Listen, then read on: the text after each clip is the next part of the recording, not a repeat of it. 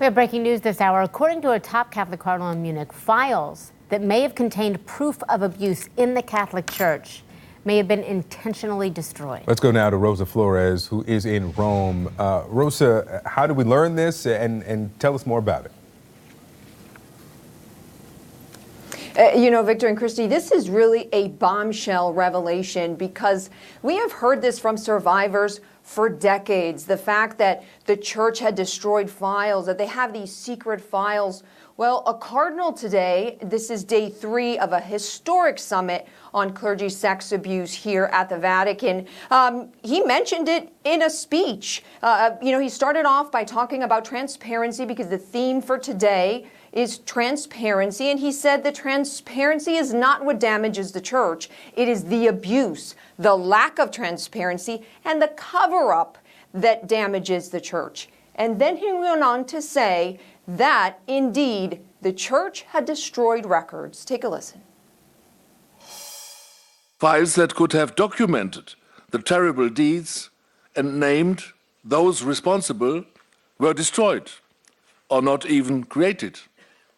The stipulated procedures and processes for the prosecution of offenses were deliberately not complied with, but instead cancelled or overridden. I hope that makes a difference. I hope they actually see that if one of them stands up and says, look, we need to do something here about this. And he's saying we're destroying documents, so the rest of them will take that as a cue to say we need to end this thing.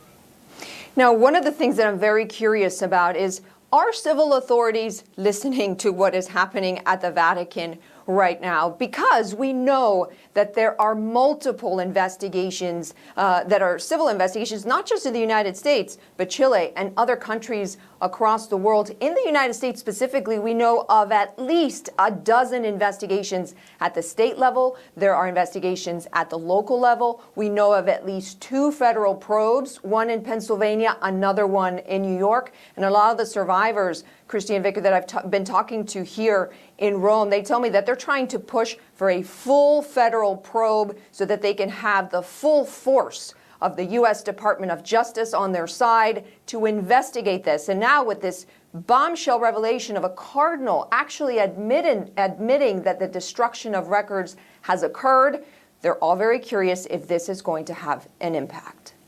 Victor and Christy. No doubt. All right, Rosa Flores for us there in Rome. Rosa, thank you. Thank you, Rosa.